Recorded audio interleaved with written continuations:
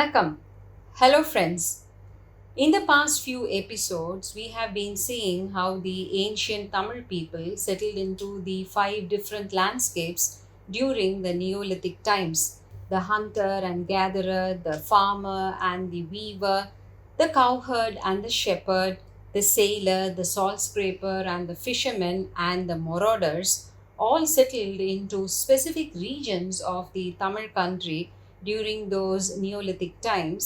While no civilization contemporaneous with the Indus Valley civilization that peaked between the 3rd and 2nd millennium BCE was found anywhere else in the Indian subcontinent, we could only deduce that these settlements of the Neolithic time in Tamil country should have evolved into a civilization in its own right, definitely with its own spoken language, points out P.T. Srinivasa Iyengar in his pre Aryan Tamil culture, where he points out that the Tamil language indigenous to South India could be understood by exploring the roots of pure Tamil words embedded in the earlier strata of the language used by the people before they came into contact with other languages and culture.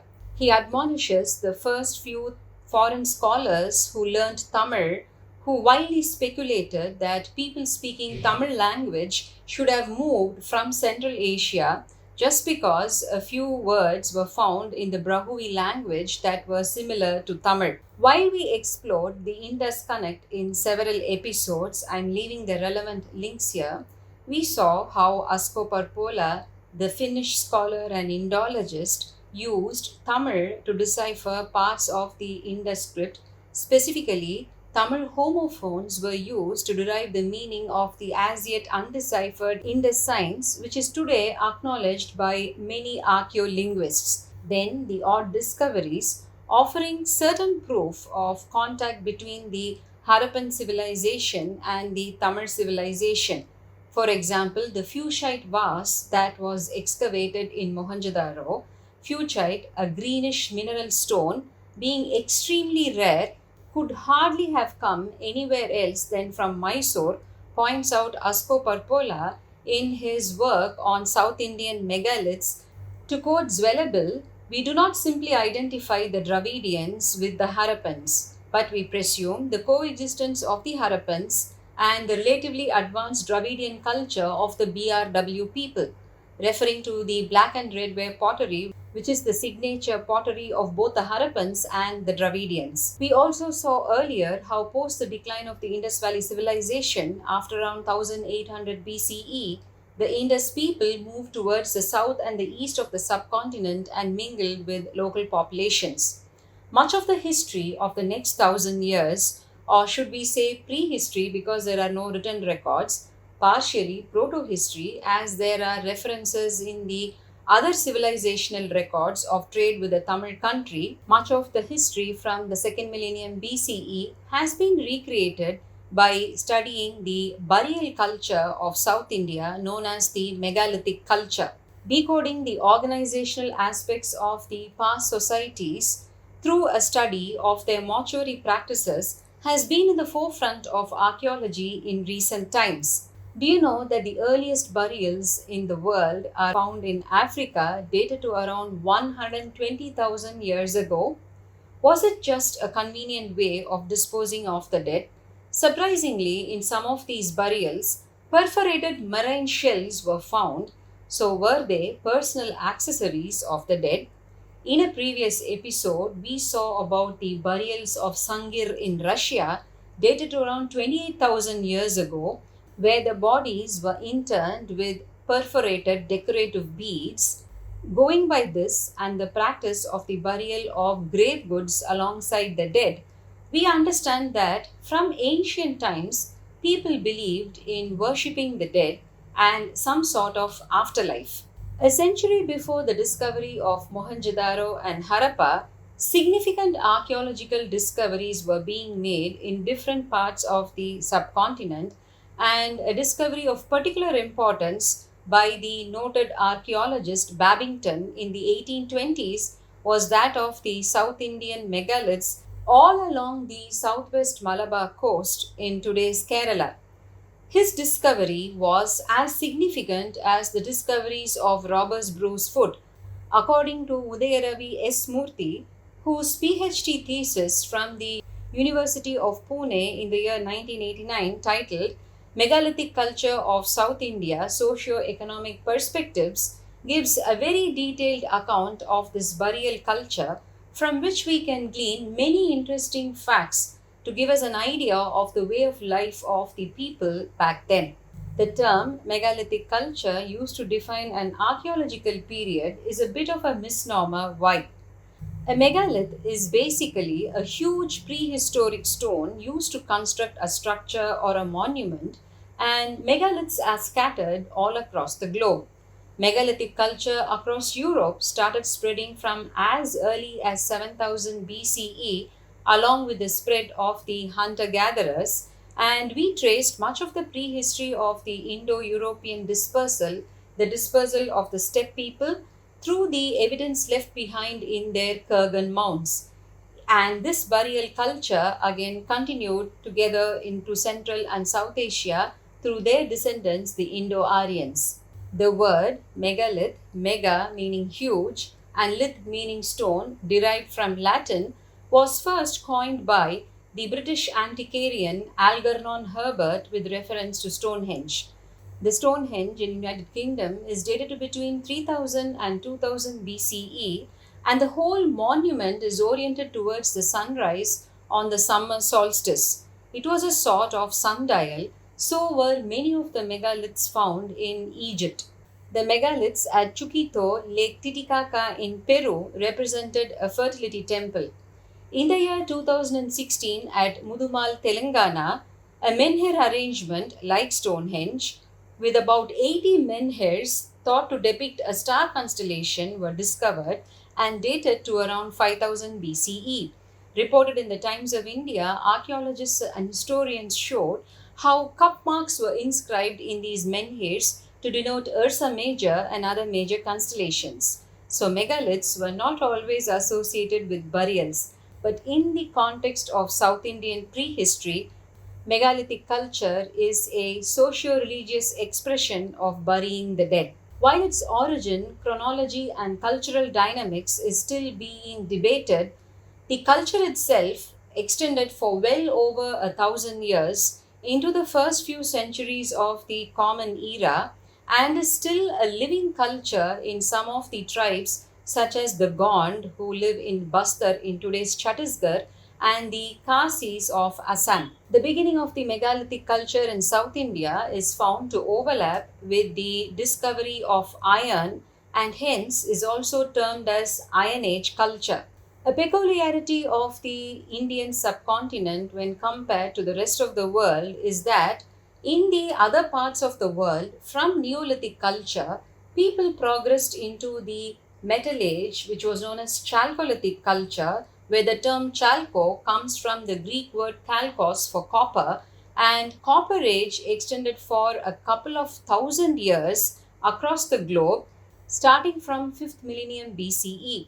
And somewhere around the 3rd millennium BCE, man discovered tin, and then he found that by alloying tin with copper, yet another harder metal, bronze, which was more suitable for making tools and weapons, was discovered. Remember, we saw how the steppe people in the Sintashta regions went into the Zervashian Valley to exploit tin reserves. Bronze Age was born in the middle of the 3rd millennium BCE, by which time the state societies of Sumeria, Egypt, and Harappan were all well established.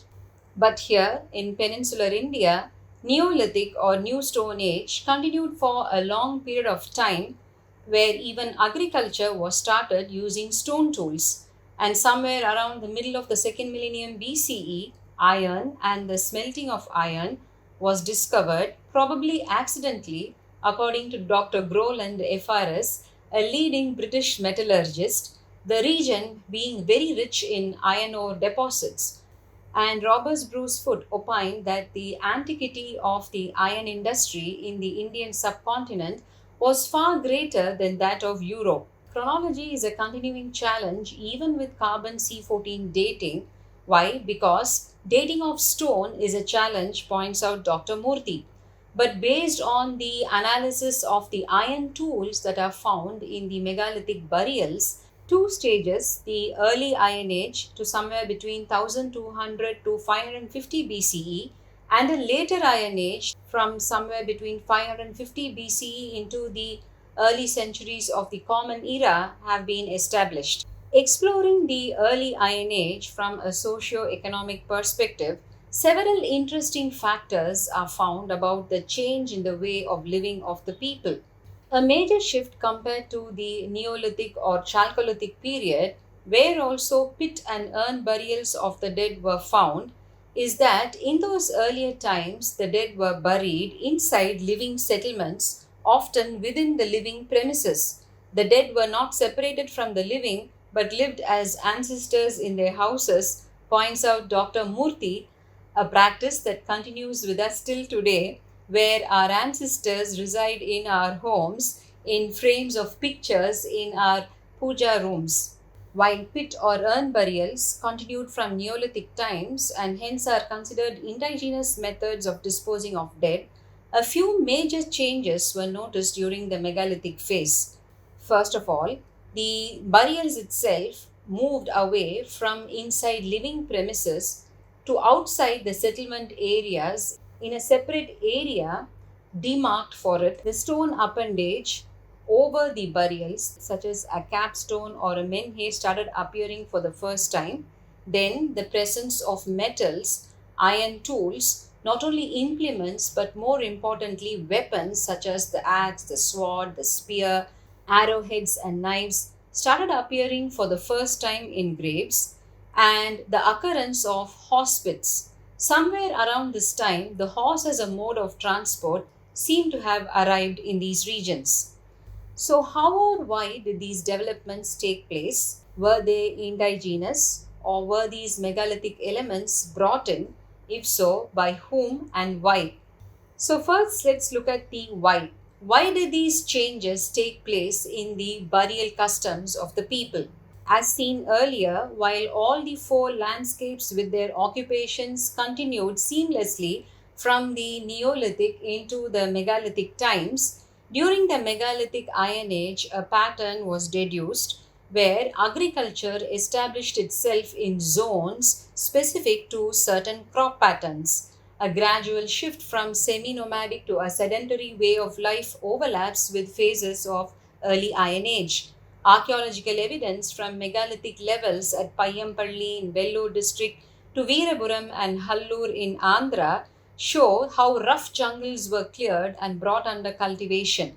Increase in intensive field agriculture led to an increase in the number and size of settlements. Archaeobotanical analysis of early Iron Age settlements ensures the continuity of the crop pattern, with ragi, one of the hardiest crops suitable for dry farming, extensively found. And as we saw earlier in the Marudam episode, hyacinth beans was the most important field beans, and the black gram and green gram and horse gram were extensively cultivated. Surprisingly, lentils that find a very important place in our daily diet today was not considered important and was grown very sparsely, so were wheat, barley, and rice. Location of most of the agricultural sites were found along the rivers and their major tributaries, ensuring perennial water supply for both cultivation and their livestock. Dr. Murthy notes the marked increase in the number of habitational sites and burial sites at an altitude of 450 meters and above, characterized by rugged hilly terrains and rolling plateaus, probably because of the availability of abundance of pastoral lands. While looking at the faunal remains, cattle rearing took prime place, followed by the rearing of goat and sheep, and then a little bit of pig rearing.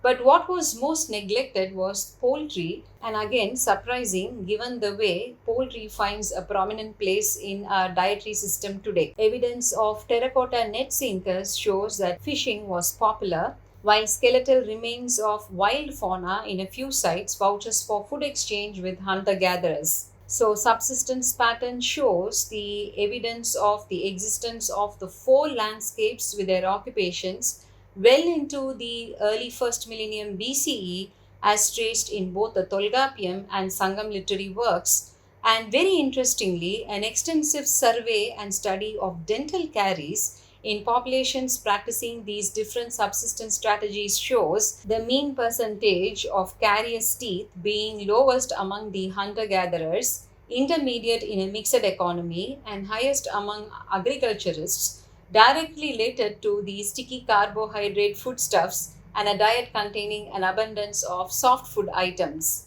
Settlement pattern shows that while farmers settled along the river valleys, the pastoral people were pushed to the hinterlands. In Tamil, Idayar is a name given to the pastoral people, Idai meaning the gap. These people occupied the lands between the fertile agricultural plains on one side and the scrubby hilly regions, the Kurinji, on the other side. So their name itself, Idayar from Idai, was it a Karana pair in Tamil. Dr. Murthy is of the opinion that a clear barter system should have been placed to ensure that the pastoral people were properly compensated for the fertile agricultural lands that they were forfeiting.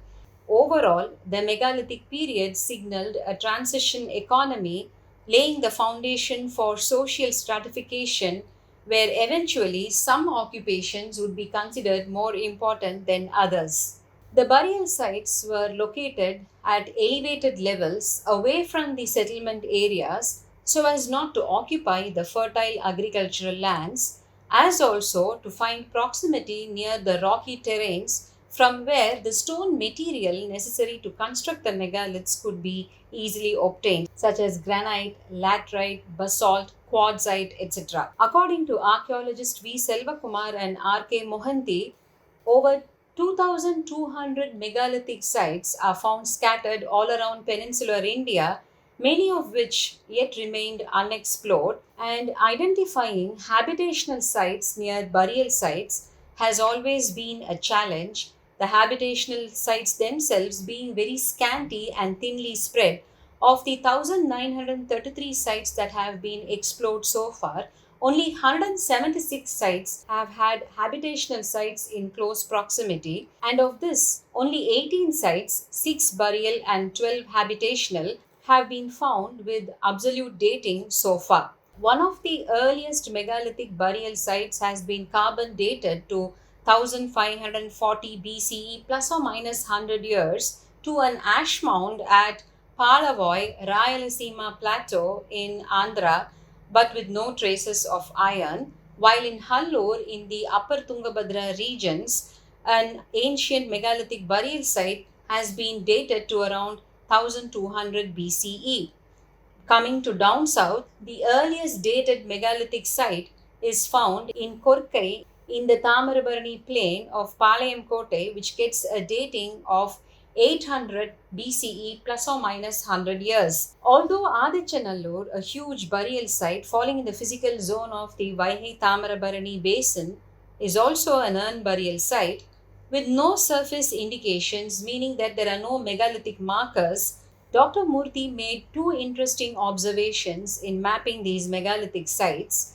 Most early Iron Age settlements concentrated around the regions where iron ore was available, and the occurrence of a large number of iron objects in their material assemblage, tilling equipment like plowshare and hoe, sickles and spade, axe for cutting trees, shows the transition from stone to heavy reliance on mineral resources. Again, he mapped concentration of sites around the early historic trade routes, about which we will see in detail in the next episode. Vanakkam.